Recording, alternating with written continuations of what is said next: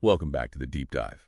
So today we're talking about history, but not exactly. It's almost more like geology. Huh. Yeah, you could call it that. Genealogical geology. Genealogical stratigraphy. I Yeah. just love that term. The whole idea is that tracing your family tree backward isn't the straight line, is it? Not at all. It's much more like digging.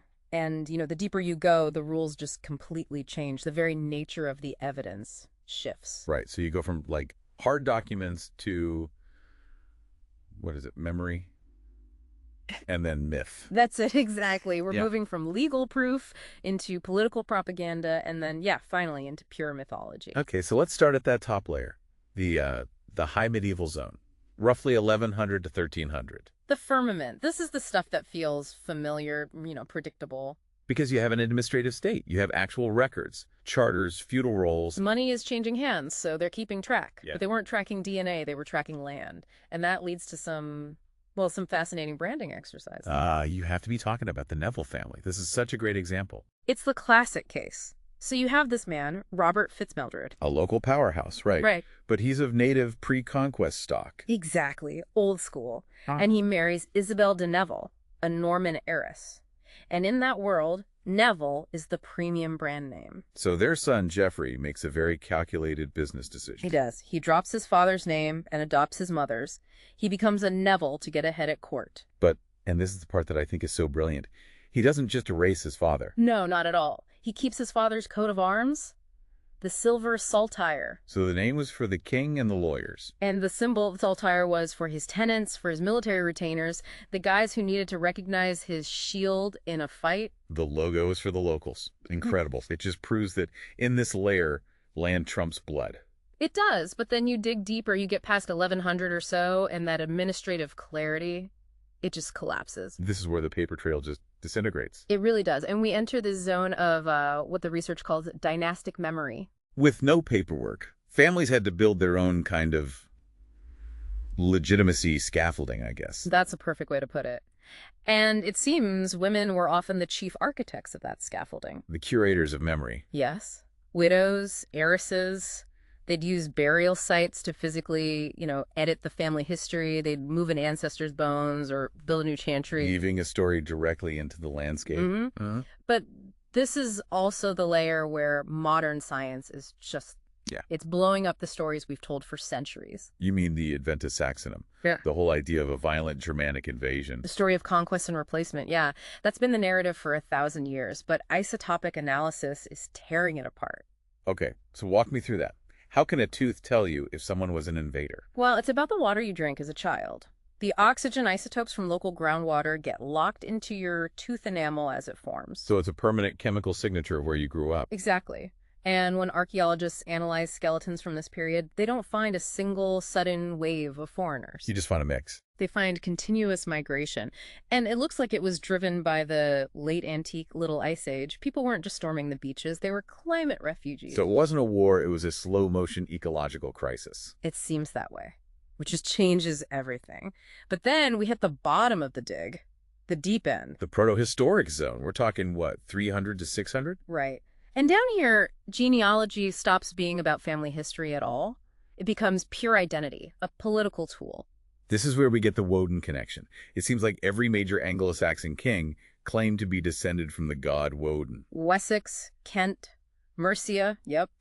They all trace their lineage back to a deity. It was a political necessity. How so? It's how you answer the question, why do you get to be king? The answer is because my great-great-great-grandfather was a god. It creates a divine barrier between the elite and everyone else. So the names on the family tree are probably fake, but the power dynamic was very, very real. Oh, incredibly real and incredibly wealthy. You just have to look at the grave of Childeric I, found in 1653. This is a guy from the absolute mists of this timeline. And his grave was just packed with gold coins, with weapons, and hundreds of gold bees with garnet wings. Gold bees? Bees, or maybe cicadas. Right. A clear symbol of authority. It proves that even if the genealogy leading up to him was a myth, that super elite class was tangible. They existed, and they used these myths to justify all that gold. It's just a fascinating journey. You start with legal proof for the king. Then you move to curated burials for the community. And you end with divine myths to justify the very existence of a ruling class. And that's really the takeaway. History isn't just what happened. It's the story people needed to tell to survive. Which leaves us with a pretty provocative thought, doesn't it? It does. If the deepest roots of our identity are actually these narratives, these stories, and not biological facts, are we defined by who our ancestors actually were, or by the stories they told to keep the family alive? That is the question. Thanks for diving in with us. We'll catch you on the next one. Welcome back to the Deep Dive.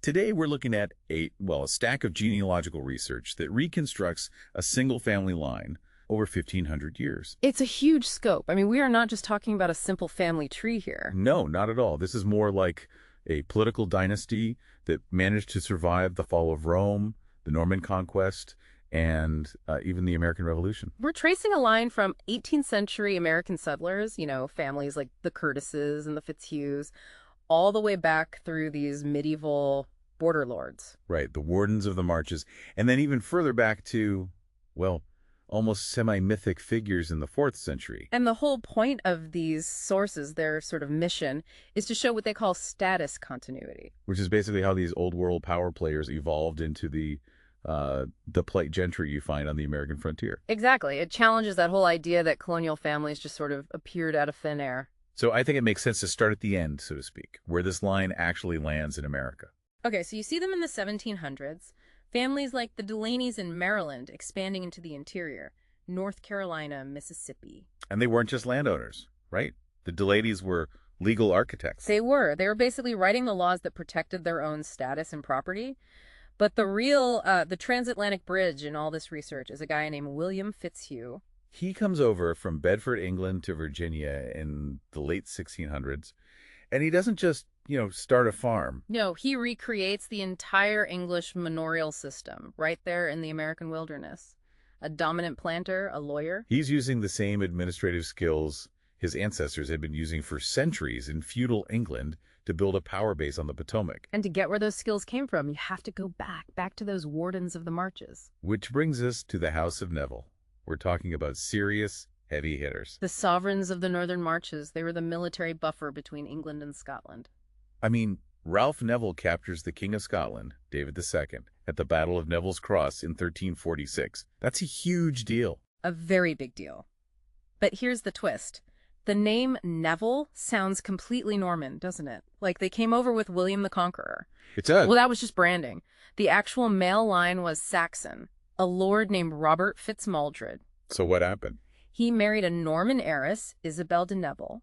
To keep the prestige and, more importantly, the lands associated with her name, their son just adopted Neville as the surname. That's brilliant. It's less of a family tree and more like a corporate merger. You keep the old company's assets, but slap the new, more powerful logo on top. A corporate merger, exactly. And they weren't the only ones. Look at the Fitzhughs. They got so close to the Plantagenet kings that Henry V gave Henry Fitzhugh something like 40,000 pounds in jewels.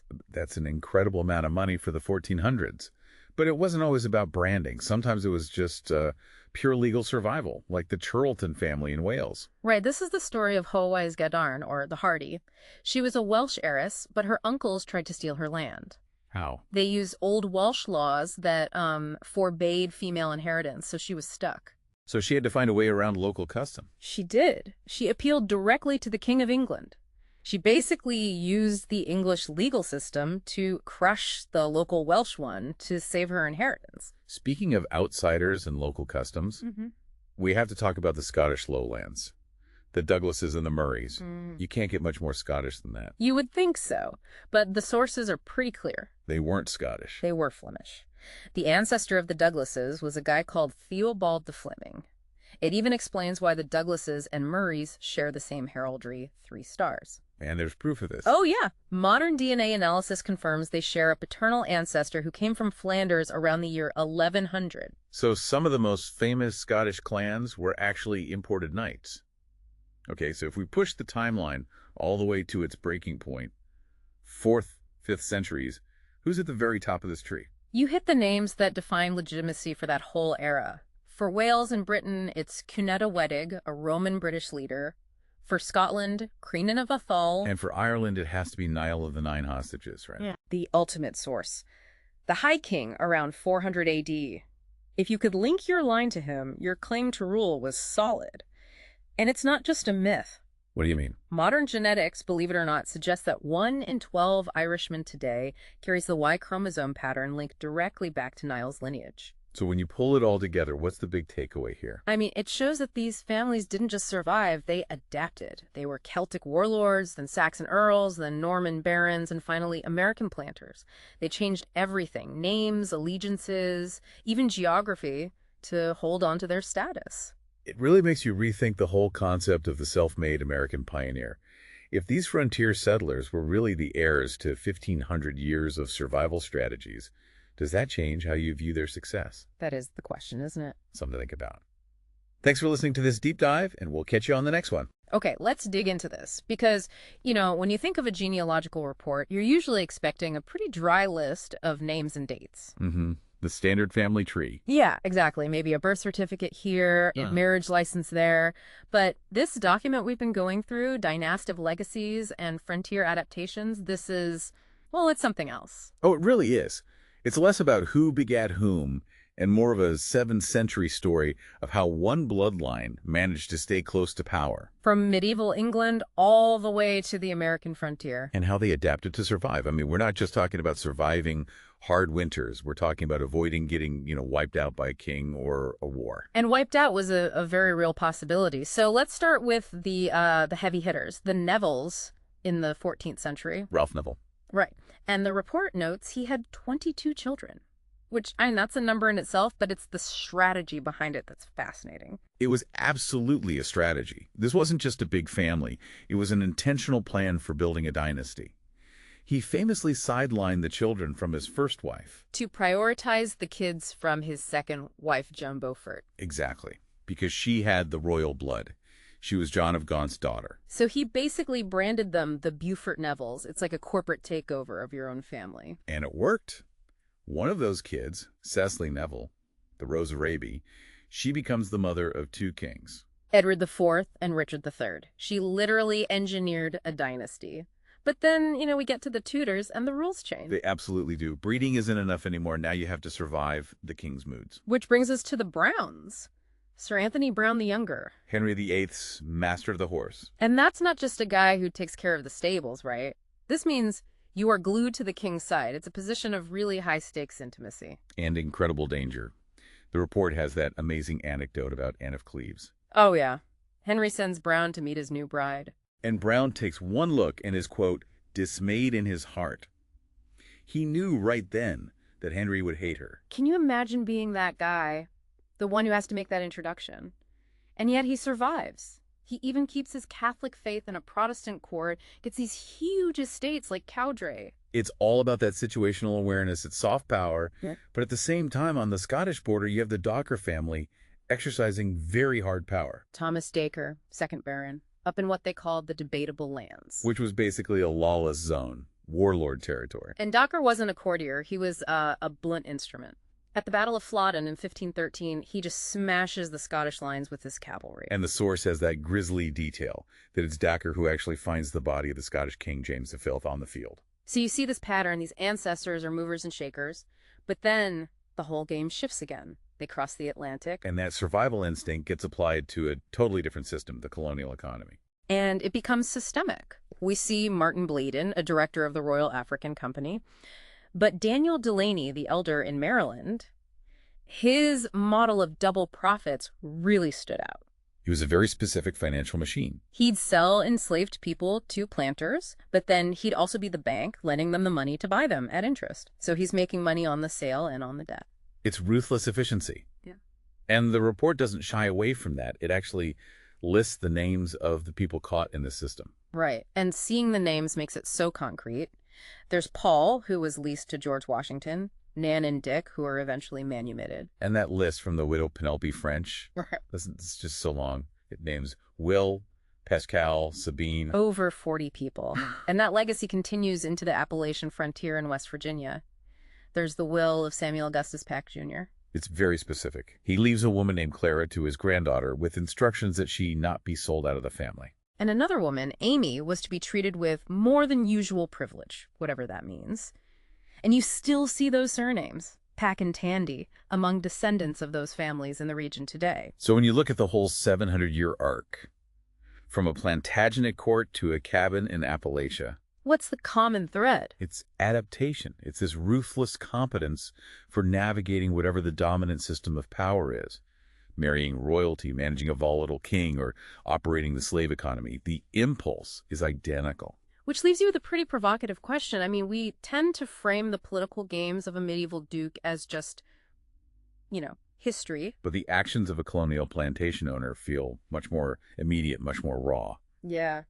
But what if the source is suggesting it's the exact same human trait at work? The same mechanism of power and survival, just applied to a different time and place. Does understanding that shared mechanism, does that change how you view the history you've inherited? It's something to think about. So we're looking at the stack of documents today. At first glance, you'd think, okay, this is like a massive family reunion. We have wills, estate inventories, all for the Delaney, Tasker, Ludwell, Smitherman, and Fulbum families. But this is not that kind of story. Yeah, not at all. It's the complete opposite, really. We're using these specific lineages to trace the mechanics of the American slave trade. The mechanics, right. History usually treats slavery as this big, abstract economic force. But when you follow these families, you actually see the architecture of it. You can watch them move from, the tobacco economy of the Chesapeake in the 1700s, and then all the way down to the cotton fields of the Deep South. And what's so striking is that these families, they weren't just participating. They were, in many ways, the architects. But the story begins with a real curveball. We start with Daniel Delaney the Elder in Maryland, 1703. He becomes this titan of industry later on, but he doesn't arrive as some wealthy planter. No, he arrives as purchased labor.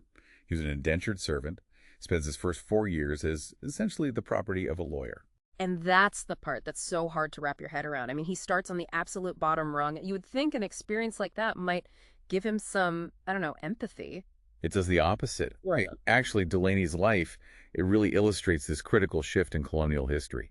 He transitions from being property temporarily to owning property permanently. Right. As soon as he's free, he starts amassing wealth, reinvesting it in land and enslaved African labor. His personal story tracks perfectly with the colony's larger shift away from white indentured servitude and toward racialized chattel slavery. So he pulls the ladder up right behind him, and then he marries into the Tasker and Ogle families, and the whole operation just explodes. They establish the Belair estate. And Belair isn't just a big house. It's the seat of an oligarchy. We're talking about a tiny, tiny cluster of families controlling the entire political and economic engine of the colony. But if you look closely at their records, you can see who was actually fueling that engine. Who was it? The records list them by name. Pompey, Little George, Rachel, and Darky. It's so rare to see those names preserved so clearly. Well, they had to be listed. They were the capital.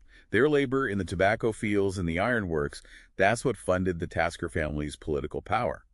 But, to maintain that kind of control, you need more than money. You need a legal framework. And that brings us to Reverend Thomas Bacon. This man is just a walking contradiction. On Sunday, he's a priest preaching about humanity, about saving souls. But during the week, he's compiling Bacon's laws. And these weren't just, standard rules. Bacon codified that whole shift we were talking about. His laws legally defined slavery as a racial caste. And crucially, they established that a child's status followed the mother. That's the key. That's the moment slavery becomes perpetual, hereditary. So he's preaching salvation while writing the code for eternal bondage. And didn't his brother have a hand in this too? Anthony Bacon, a major slave merchant based in London. So you have the moral authority of the church and the cold, hard math of the market sitting at the same dinner table. That dynamic, that need for control, seems to be a theme. You see it again with the Ludwell family at their Rich Neck plantation. They had an overseer, a guy named Kerry Wilkinson, who had this very specific phrase he used for the enslaved. He called them the people. It sounds so benign, doesn't it? Almost gentle. But his management style was clinically brutal. The thing is, though, the archaeology at Rich Neck shows that total control was, it was a myth. Excavators found these subfloor pits dug underneath the slave quarters. Secret compartments. Exactly. Hiding spots. The enslaved individuals were using them to stash personal items, food, things that matter to them. It's physical proof that despite all the laws, despite the overseers, they were fighting to maintain some autonomy to keep their family units intact. And that fight gets even harder as we move into the 1800s. The soil in the Chesapeake is failing, and the families, we're talking about the Smithermans and Fulgums now, they look west. This is the pivot to the Black Belt. Alabama, Mississippi, the era of King Cotton. And this is where the domestic slave trade just explodes. It had a grim name, Cash for Blood. These families were essentially liquidating their northern assets to move human capital south. The probate records from that time are just chilling. We found Richard Duckett's will. He lists a girl named Rachel literally right next to his pewter basins and plates. That's it. That is the concept of social death captured in ink. A human being is cataloged like a household appliance.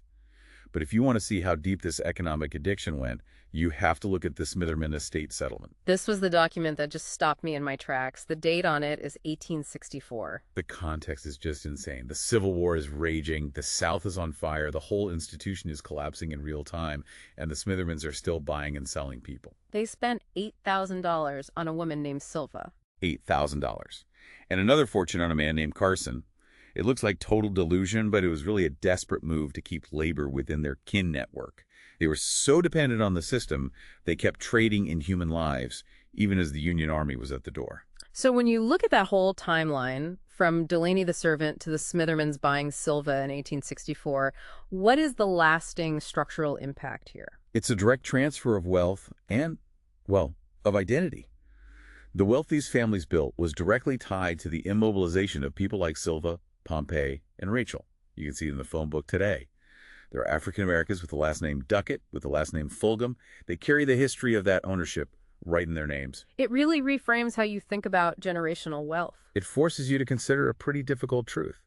The upward mobility of the European indentured servant, that whole American dream that Delaney represents, it was purchased through the permanent commodification of the African slave. It created a system of cumulative advantage that, it long outlived the institution itself. Welcome back to the Deep Dive. Today we're doing something a little different, staging a kind of genealogical showdown. It really is. We're not just looking at dry family trees. We're taking two very distinct lineages, the Fulghams and the McBrides, and seeing what they tell us about the American story. It's a real clash of cultures. We've got a stack of sources here. Surname dictionaries, census data, family archives, and they paint two completely different pictures of how this country was settled. Absolutely. The establishment on one side and, well, the scrappy newcomers on the other. Exactly. So let's start with the first contender, the Fulghams. Now, I was digging into the etymology, and there's this, this nice pastoral theory about a bird homestead. Uh-huh. But I think you'll back me up on the much, much funnier version. You're talking about the Norman connection. Oh, absolutely. The sources point to Old French, fol, meaning foolish, and jambe, meaning leg. Foolish leg. Foolish leg. It literally implies the original ancestor had a limp. But that foolish leg carries some serious historical weight. The lineage traces back to the Foljambies. They came over with William the Conqueror in 1066. So these weren't peasants? No, not at all. They were conquerors. And that status, it followed them straight to America. Right, which we see with Captain Anthony Fulgham. He's in Isle of Wight County, Virginia, by 1643. That is incredibly early. That date is the key to everything. The 1640s. Arriving that early meant the Fulghams were way ahead of the curve. They could get all the prime coastal land. They fit that classic mold of the English colonial planter. Perfectly. Yeah. Anglican, established, part of the gentry. They didn't need to push into the dangerous frontier. Why would they? They owned the coast. So they get comfortable. The records show them drifting south, not west. North Carolina, Georgia, and then heavily into Mississippi. A very clear pattern. Though I do have to mention the one group that seems to have gotten a little lost. The Puritans up in Massachusetts. Exactly. A branch goes north, and the name Folsham eventually just morphs into Folsom. So if you're listening and your last name is Folsom, you might be a foolish leg in disguise. You just might be. And you see the modern legacy, too. People like the essayist Robert Fulgham or the NFL player Travis Fulgham, they represent that entrenched early English presence. That's a great way to put it. Okay, so while the Fulghams are sipping tea on their Virginia plantations in the 1600s, where are the McBrides? They're likely still in Ireland or Scotland, waiting for their turn. And this is really where the showdown begins. The McBrides represent a totally different wave. A different name, too. Completely. The name is Gaelic Mac Geola Braid. It means son of the servant of St. Bridget. Wow. Okay, that is a wildly different vibe. We just went from Norman conquerors with bad legs to servants of a saint. It's a huge shift from military conquest to, religious duty. The American McBrides were largely Scots-Irish Presbyterians. They don't arrive in big numbers until the mid-1700s. So a full century later than the Fulghams. A full century. And here's the economic reality of that. By the time the McBrides get off the boat, the Fulghams and their peers have already snapped up all the good coastal farmland. It's gone. So they didn't have a choice. No choice at all. If they wanted land, they had to go where the English gentry wouldn't. They had to go to the frontier. So they become the scrappers. Necessity made them pioneers. You can see it clear as day on the maps. They land in Pennsylvania, move down the Shenandoah Valley, and then push hard into the mountains. Tennessee, the Upper South. And you found a specific example, Francis McBride. He's a perfect example. A loyalist who ends up in Rutherford County, Tennessee. His family actually helps establish the town of Belfast, Tennessee. Belfast. I mean, you can practically hear the accent in the town name. It's a direct callback to County Antrim. These were tough, dissenting people, pushing the boundaries of the country. And you see that grit in their modern descendants, too? Right, like who? Figures like Arthur B. McBride, who founded the Cleveland Browns, or Bake McBride from Major League Baseball. So if we zoom out on all this, we're really looking at a map of class and timing. That's the synthesis right there. The Fulghams represent that early English coastal establishment, staying put in the Deep South. The McBrides are the Scots-Irish engine that pushed the border west into Appalachia and the Midwest. And the population numbers today still show that split, don't they? They really do. Fulghams are still heavily concentrated in places like Mississippi and Texas. McBrides are everywhere, over 82,000 of them in the U.S. Because they had to keep moving. They had to keep moving to survive, so they spread out. It really just drives home the point that a name is a historical map. It tells you who got here when the land was free and who had to, well, fight for a foothold in the mountains. Exactly. It completely changes how you look at a phone book. You're not just seeing names, you're seeing migration patterns and economic history. Which brings us to a final thought for you to chew on. If a name like Foljambe can morph into Folsom or into Fulgham, just depending on where the boat landed, how many of our own names are just typos of history? It's something to think about. Thanks for listening to this deep dive. Okay, so let's dive into a genealogical mystery that feels like it was ripped straight out of a novel. It really does. We got this puzzle from a listener about their grandparents in Summers County, West Virginia. And they are convinced their grandfather's Mansfield line is, and I'm quoting here, polluted. That's a strong word, isn't it? But in genealogy, polluted usually points to, a non-paternal event, an NPE. A break in the bloodline. Exactly. The listener thinks Grandpa was a Mansfield in name only, maybe due to illegitimacy, but that the grandmother, Billy Gamble, is the one with the real connection to the historic Mansfields in the area. So the theory is Grandpa got the name, but Grandma had the roots. To even start on this, we have to talk about the setting. Hinton. You absolutely have to. You can't understand this family tree without understanding Hinton in the late 19th century. The Chesapeake and Ohio Railway, the C&O was exploding. A classic boomtown. A total boomtown, a melting pot. So our mission here is to untangle these two threads, the name-only Mansfields from the biological ones. All right, let's start with the grandfather and this so-called polluted line. The listener is probably onto something with the name-only idea. The records point to a really specific surname shift happening in that region, from Manspile to Mansfield. Manspile? That is quite a name. It is. We see records for Richard O. Manspile, and then a generation or so later, his line starts appearing in documents as Mansfield, specifically a man named Lester Noel Mansfield. So why change it?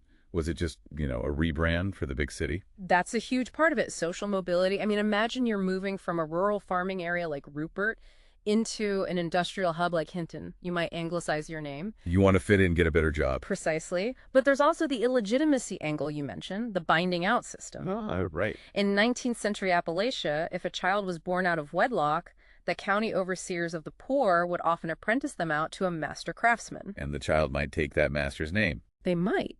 They could take their mother's maiden name, or, and this is the key here, they could take the surname of the master they were bound to.